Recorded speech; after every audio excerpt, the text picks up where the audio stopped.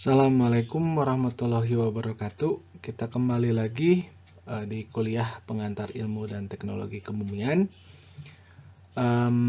Pada kali ini kita akan mendiskusikan mengenai atmosfer bumi, begitu ya. Atmosfer bumi. Di sini ada 3 part dan saya akan dibantu oleh rekan-rekan saya.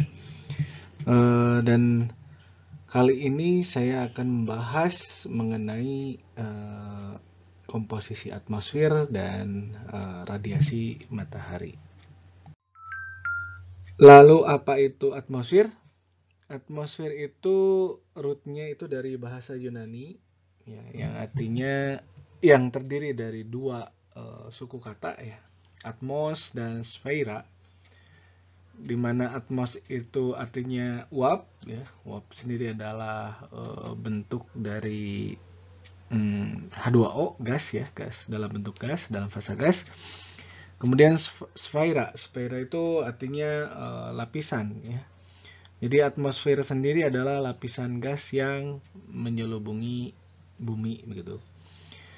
Lalu atmosfer ini itu terdiri dari gas ya. Terdiri dari udara, dan udara secara natural terdiri dari udara kering, uap air, dan aerosol ya. Jadi ya pada umumnya sebetulnya udara kering ini sulit ada ya, karena memang ada ya udara kering 100% udara kering itu hampir sulit ditemukan ya. Yang ada itu ya udara yang sudah ada uapnya begitu ya, sudah ada uapnya. Dan aerosol ya, aerosol itu adalah partikel-partikel kecil ya, yang terbang di udara begitu ya, mengambang di udara. Lalu udara sendiri itu bersifat mobile ya, jadi dia berpindah-pindah. Kemudian dia compressible ya, bisa dimampatkan, bisa direnggangkan. Kemudian tidak berbau, juga tidak berwarna ya. Kemudian tidak mempunyai rasa ya, dan tidak bisa dirasakan kecuali kalau udara itu bergerak ya.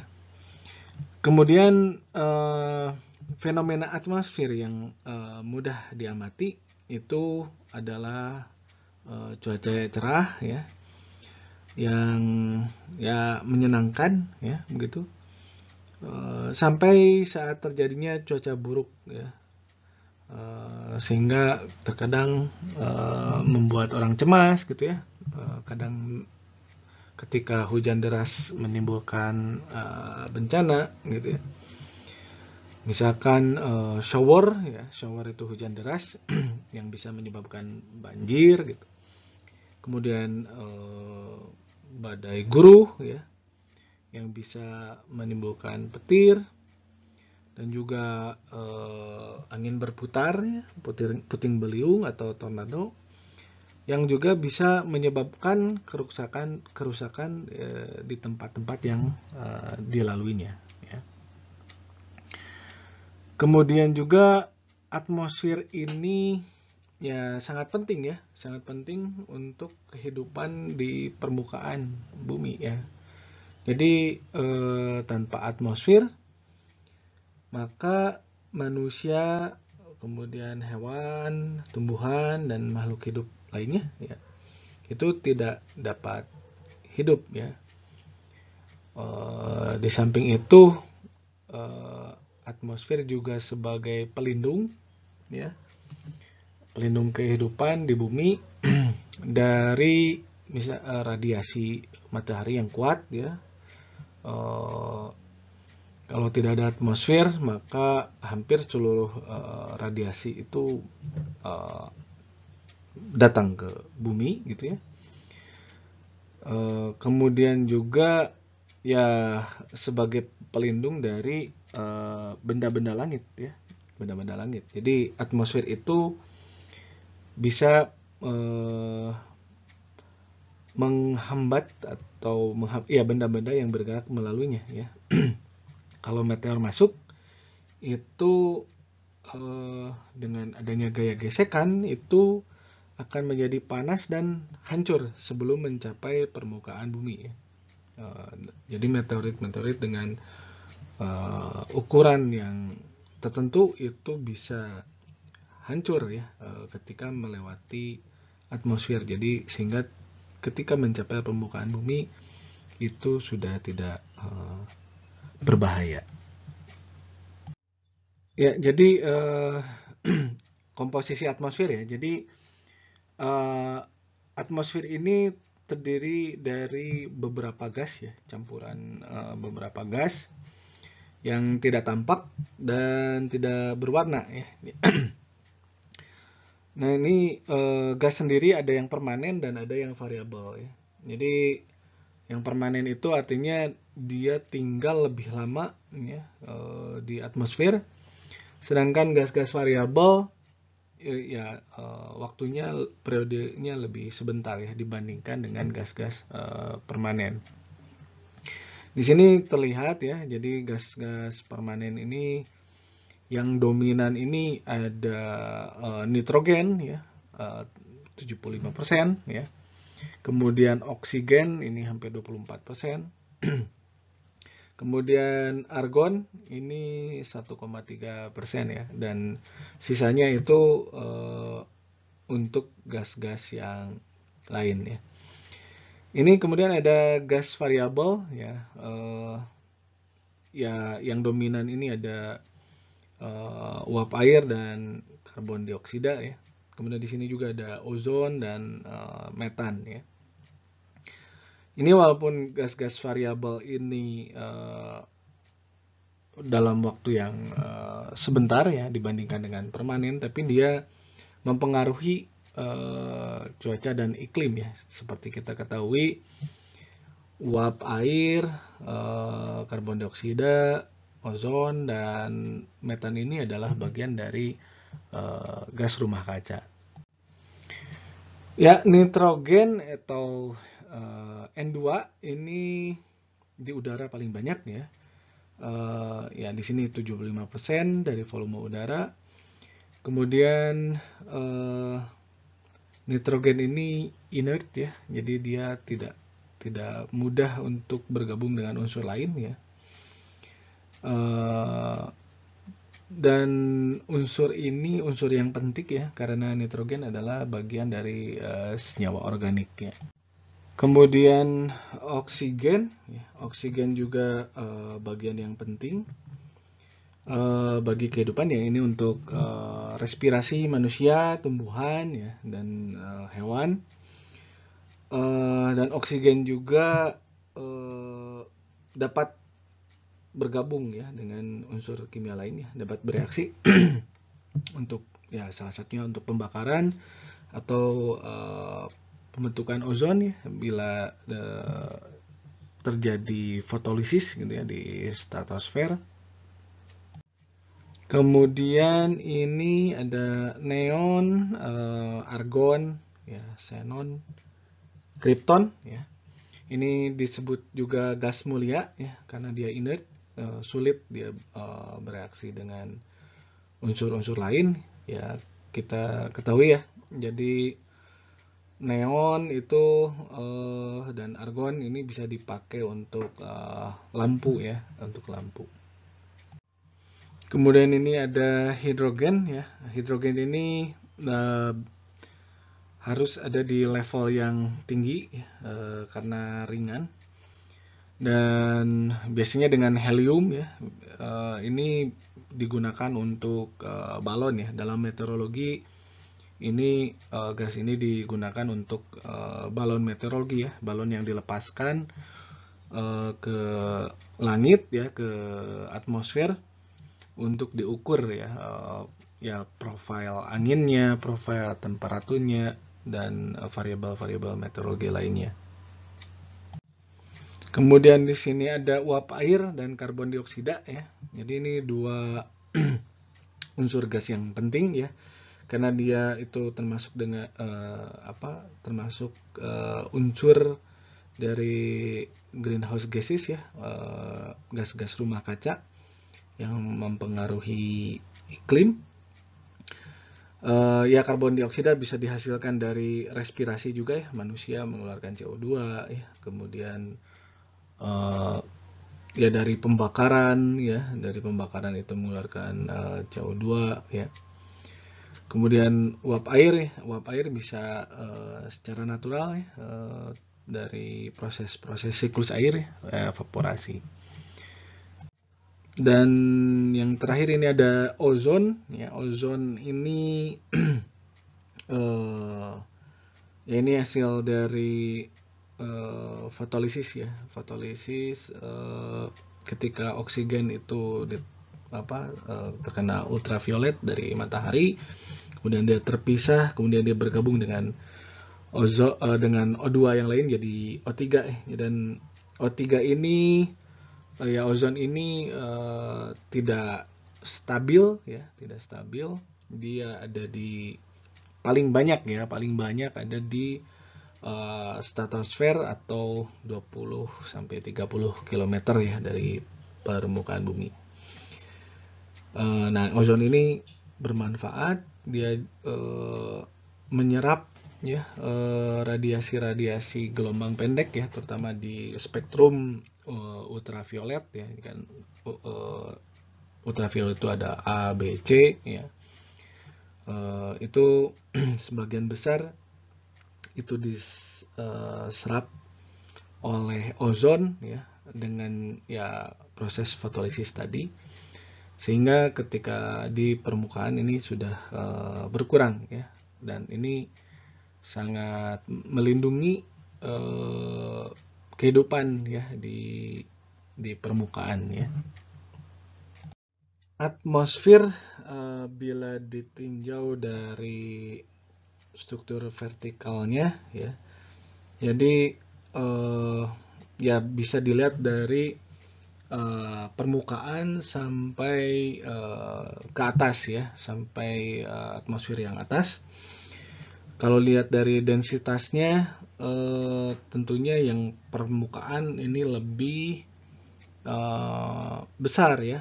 Ini kita bicara tentang gasnya ya. Jadi permukaannya lebih densitasnya lebih besar ya, karena atmosfer ini dipengaruhi juga oleh gravitasi ya, sehingga atmosfer semakin atas itu akan semakin tipis ya. Bila menjauhi dari permukaan itu akan lebih tipis. Kemudian ya puncaknya itu biasanya ya rumbai-rumbai ya, tidak tegas. Ini puncak atmosfer itu bisa mencapai ketinggian 1000 km ya. Lalu ya ini bisa dibedakan struktur vertikalnya bisa dibedakan secara temperatur ya, kemudian dari komposisinya ya, kemudian dari sifat radioelektriknya. Nah, berdasarkan dari struktur temperatur vertikalnya, ini atmosfer ini bisa dibagi jadi beberapa lapisan ya. Troposfer ya, kemudian ada stratosfer, mesosfer, dan termosfer. Nah, ini adalah profil dari temperaturnya ya. Nah, di setiap batasan lapisan ini ada yang disebut dengan lapisan yang diakhiri dengan pause. Misalkan troposfer ini dibatasi oleh tropopause ya. Kemudian dia masuk ke stratosfer. Stratosfer ini kemudian dibatasi dengan stratopause. Apa yang membatasinya? Ya tentunya yang menjadi batas adalah profil dari temperaturnya. Di sini kita lihat ya, ada penyusutan temperatur ya di troposfer. Ini ya semakin atas ini semakin mendingin ya, atau ya, disebutnya susut temperatur ya. Kemudian stratosfer ini memanas lagi ya ke atas ya, atau inversi ya, inversi. Kemudian dia susut lagi, kemudian inversi lagi. Ini di bagian bawah ini ada troposfer ya. Ini bagian yang terdinamis ya. Jadi gejala-gejala cuaca di sini misalkan adanya pertumbuhan awan ya. Kemudian ada hujan, ada badai gitu ya. Ini ada di lapisan troposfer gitu ya. Ini ya di sini ada 10 kilo ya, ini rata-rata sebetulnya ya 12 kilo ini rata-rata ketinggian dari troposfer.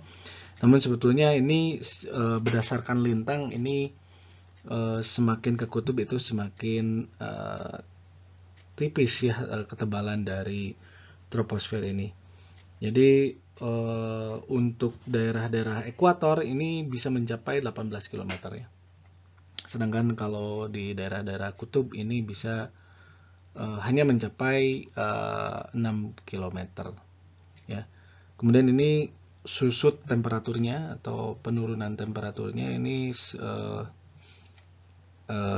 rata-rata 0,5 gitu ya, 0,5 derajat Celcius per 100 meter ya, atau ya 6,5 derajat Celcius per kilometer. Lalu ini lapisan kedua, ini lapisan stratosfer. Ini lapisan yang penting juga karena di sini ada lapisan dengan konsentrasi ozon yang maksimum ya. Di sini ada lapisan ozon. Ini ozon ini yang berperan untuk memfilter ya ultraviolet ya. Jadi dia mengabsorb radiasi ultraviolet. Nah, di sini ada secara temperatur dia naik ya, naik secara temperatur karena ya ini ada proses penyerapan radiasi ultraviolet ya, dan lapisan ini kemudian mengemisikan temperatur begitu ya. Mengisikan energi. Kemudian ini lapisan ketiga ya, meso ya, meso itu tengah ya. Ini di sekitar 60 sekitar 50 km sampai 85 kilometeran ya. Dan ini ada susut temperatur juga. Ini sekitar 0,4 derajat Celcius per 100 meter ya. Nah, ini penurunan temperatur ini akibat dari keseimbangan radiatif negatif ya. Kemudian ini puncaknya itu disebut dengan mesopause ya. Dan lapisan teratas ini disebut dengan termosfer ya. Jadi ya ini bagian yang ya meluas ke atas ya, sampai berbau dengan ya ribuan kilometer ya. Ya di sini biasanya sampai 1000 kilometeran ya tebal atmosfer ini. Kemudian dia mengalami inversi ya, ya ini akibat dari termosfer ini menyerap radiasi ekstrim ultraviolet ya. Jadi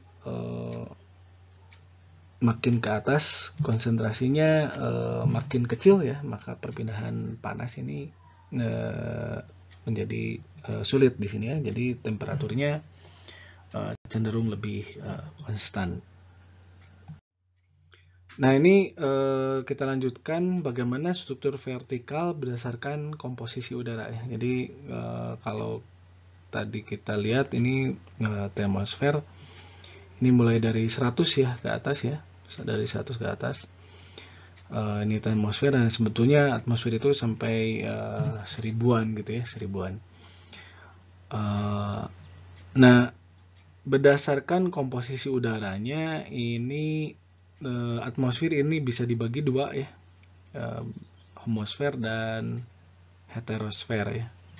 Jadi homosfer ini sekitar 85 sampai 100 ya, ini di daerah mesosfer ya kalau lihat dari profil temperatur. Dan heterosfer ini dari 100 sampai 1000 ya. Nah, di homosfer ini percampuran molekul gas ini sifatnya mix gas ya, ini bersifat turbulen ya, dan sehingga ini massa molekulnya ya bisa dianggap konstan ya, 28,97 gram. Sedangkan di daerah heterosfer,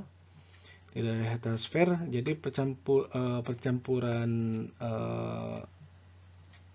molekul gas itu bersifat difusi ya. Jadi akibat dari penurunan massa molekul terhadap ketinggian. Jadi percampurannya berdasarkan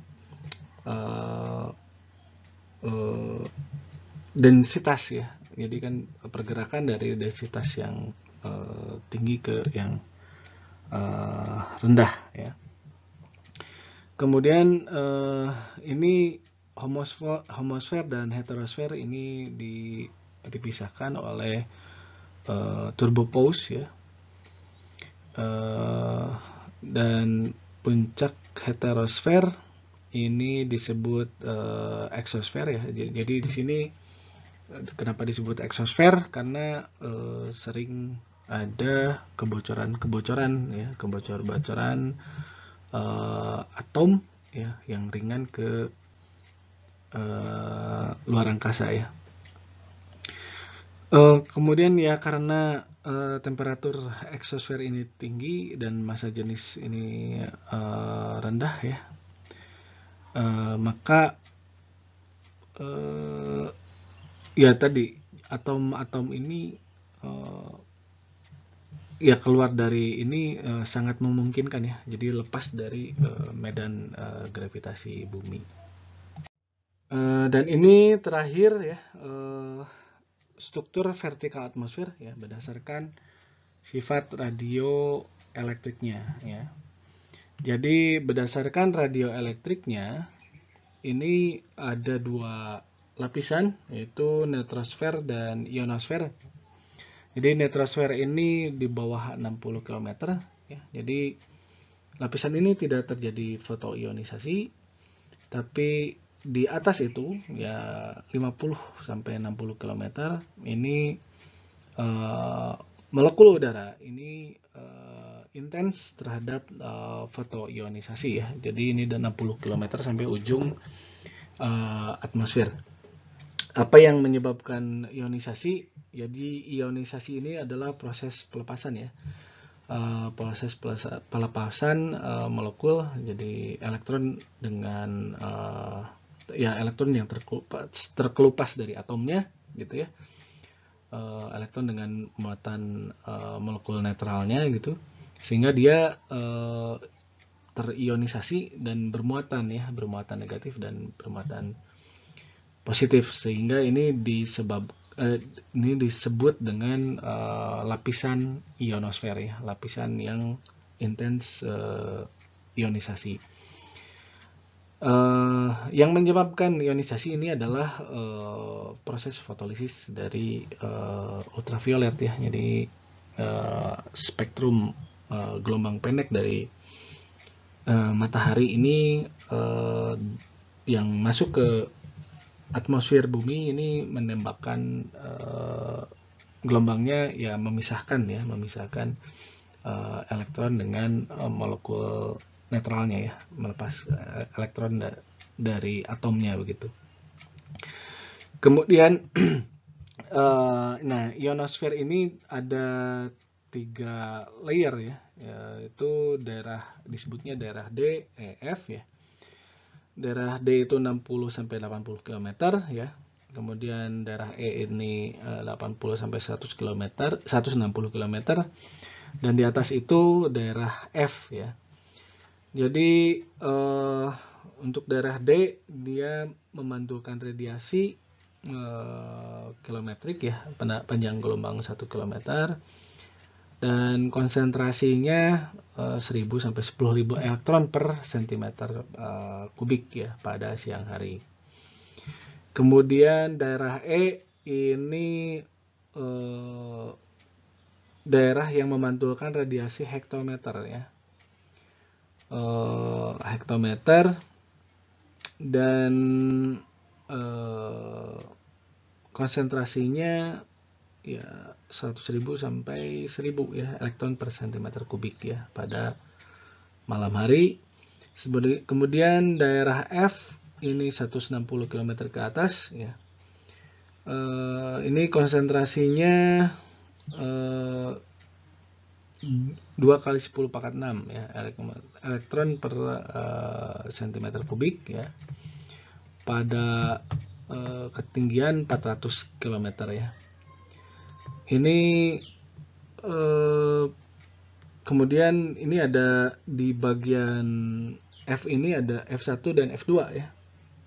F1 F2 ini F1 ini untuk ketinggian 160 sampai 200 km, 210 km, dan F2 ini 210 km, ya. Ya, seperti yang telah disebutkan di slide-slide sebelumnya, ya. Jadi di atmosfer itu ada proses, ya, dinamis, ya, terutama di troposfer, yaitu berkaitan dengan fenomena cuaca dan iklim, ya. Jadi cuaca dan iklim itu secara definisi itu berbeda, ya, walaupun keduanya ini sama-sama bicara tentang kondisi fisik atmosfer, ya.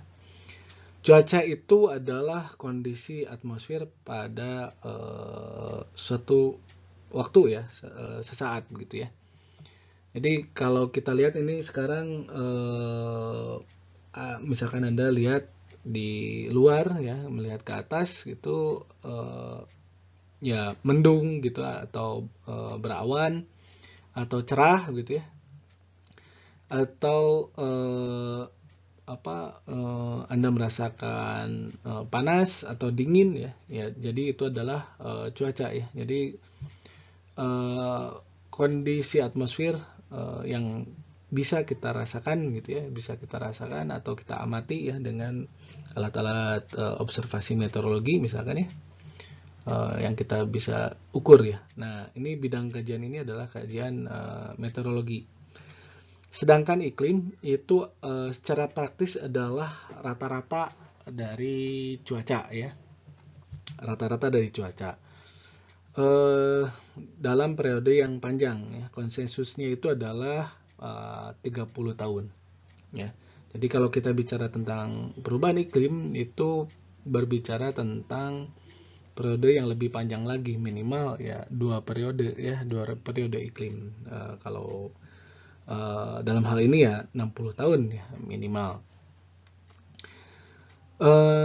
Lalu apa saja pengendali iklim, ya, dan unsur iklim? Jadi kendali iklim itu yang paling yang sangat penting, ya, yang paling penting adalah matahari, ya. Faktor pengontrolnya itu adalah matahari. Jadi matahari ini adalah energi, ya, energi dari proses dinamika di atmosfer begitu, ya, proses dinamika di atmosfer. Jadi kalau tidak ada matahari, ini dinamika atmosfer ini tidak tidak berjalan ya, karena dia memberikan energi ya. Ya, yang lain-lain di sini ada darat dan air ya. Ini bicara tentang proses distribusi darat dan air, dan tentunya di darat juga tidak homogen ya, land covernya begitu. Kemudian juga ada sel tekanan tinggi, sel tekanan rendah. Ini bicara tentang sirkulasinya ya. Kemudian ada massa udara, bentuk topografinya gitu ya. Kemudian ada arus laut dan badai siklonik ya. Nah, ini gambaran yang di atas ini salah satu contoh bagaimana radiasi itu ya, matahari ini mempengaruhi cuaca dan iklim ya. Jadi ya, ini bentuk bagaimana bumi ini sebetulnya kan tidak berotasinya, itu tidak tegak lurus ya terhadap matahari ya. Jadi kalau misalkan tegak lurus, tentunya ya maka pemanasan puncak itu hanya ada di ekuator saja begitu ya. Jadi proses dinamika sirkulasi udara ya tidak seperti sekarang ya. Jadi ini ketika rotasinya seperti ini ya, jadi kadang-kadang radiasi puncak gitu ya, bukan radiasi puncak ya, radiasi yang konsentrasinya tinggi itu kadang ada di selatan ya, kadang ada di utara ya. Bagaimana yang paling dekat ya, posisi bumi yang paling dekat dengan matahari begitu ya. Jadi radiasi puncaknya ya kadang-kadang ada di utara, ada di selatan ya. Makanya ada yang disebut dengan gerak semu matahari ya. Jadi gerak semu matahari itu tuh adalah radiasi matahari ya, konsentrasi yang tinggi ya di bumi begitu ya. Kadang-kadang ada di utara, ada di tropis, selatan, tropis lagi ya. Jadi ya di sini untuk daerah tropis ya, ini puncaknya 2 kali begitu ya, 2 kali dalam 1 tahun. Nah, untuk solstice yaitu sampai 23 derajat ya, selatan dan utara ini ada di Desember dan Juni ya. Sedangkan equinox ini ya, ketika matahari ada di ekuator itu Maret dan September ya. Nah, ini yang kemudian ada dikombinasikan dengan distribusi daratan dan lautan ya, sehingga ada musim ya, ada musim gitu. Nah, ini salah satu contoh bagaimana matahari ini mengendalikan cuaca dan iklim ya. Ya, selain matahari ini sebagai energi ya, jadi ada beberapa radiasi yang masuk ke bumi, kemudian diabsorpsi, kemudian diemisikan oleh bumi begitu ya, sebagai energi ya. Jadi panas laten ya, atau panas sensibel gitu ya, dan masuk dalam sirkulasi atmosfer ya. Selain itu juga ya, posisi matahari dan bumi juga menentukan cuaca dan iklim gitu. Ya, selain itu heterogenisasi dari kondisi permukaan ya, di permukaan bumi juga menentukan jenis cuaca dan iklim gitu ya. Jadi iklim ini bisa ditinjau dari secara global, secara yang lebih kecil lagi, sampai skala yang lebih mikro begitu. Ya, jadi kita ketahui ya, jadi matahari ini adalah sumber energi ya, dan kendali utama dalam cuaca dan iklim ya, di atmosfer bumi ya. Nah, lalu dari mana matahari ini punya energi ya? Jadi energi ini mengalami reaksi nuklir ya, atau reaksi inti ya. Jadi reaksi inti itu yang ada di atmosfer itu adalah hidrogen berubah menjadi helium ya. Nah, ini ada elektron juga yang bermuatan positif. Nah, hidrogen ini lebih besar dari helium ya, masanya gitu ya. Jadi jadi ada massa yang hilang gitu ya. Jadi massa yang hilang ini ya berubah menjadi energi gitu ya. Nah, ini tentunya bagaimana massa ini terkonversi jadi energi ini bisa didekati dengan hukum relativitas gitu ya. Nah, ini energi ini kemudian diemisikan ke segala arah ya. Jadi di bumi itu ya hanya sebagian kecil saja ya. Kemudian ya radiasi ini ketika masuk ke atmosfer ini diatenuasi ya. Ya dengan pada jarak ke rata-rata bumi matahari ya, atau disebut dengan konstanta matahari begitu. Jadi bagaimana hukum radiasi ya? Jadi radiasi itu saya ingatkan kembali itu adalah proses transfer energi ya, transfer alih panas ya, alih energi ya dalam bentuk gelombang ya, dan tidak perlu medium ya untuk alih atau transmisinya begitu ya. Nah, flux radiasi itu bisa didekati dengan hukum Stefan Boltzmann ya. Jadi radiasi ini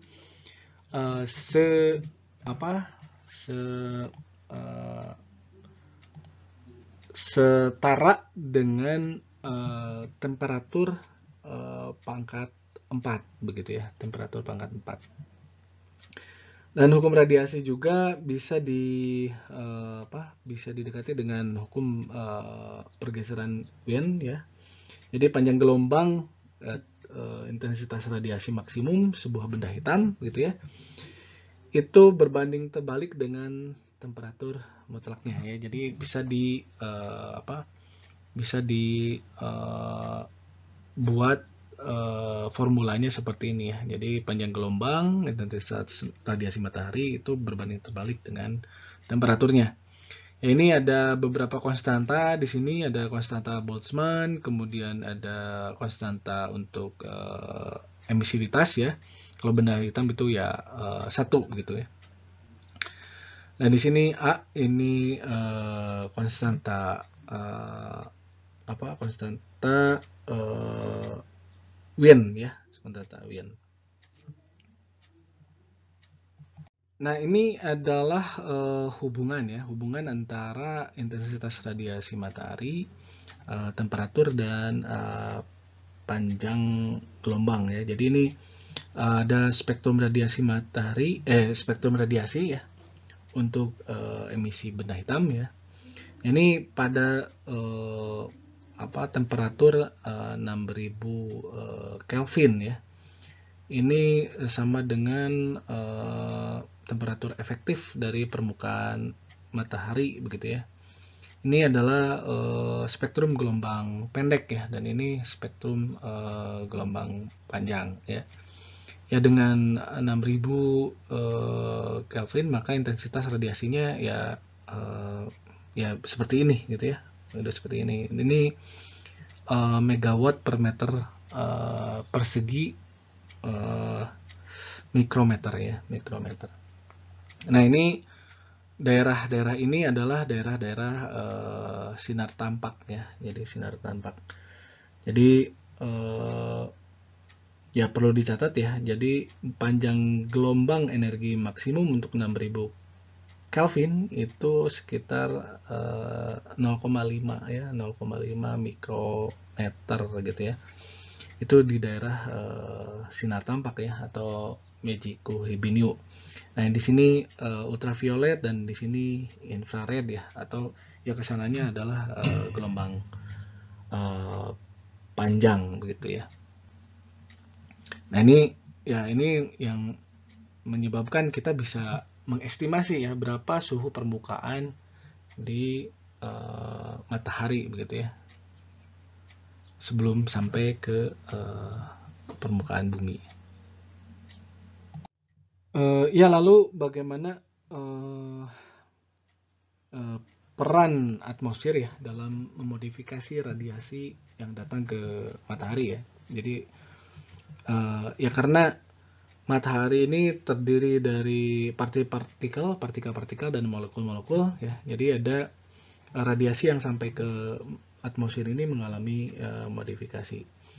Ya, ini ketika partikel ini lebih kecil daripada gelombang radiasi ya, panjang gelombang radiasi, maka ada proses yang selektif ya, sehingga yang gelombang yang lebih pendek itu disimpangkan ke segala arah ya, atau yang disebut dengan hamburan ya. Jadi misalkan ketika cerah ini langit berwarna biru ya, karena yang dimodifikasi itu adalah spektrum radiasi gelombang tampak yang terpendek ya.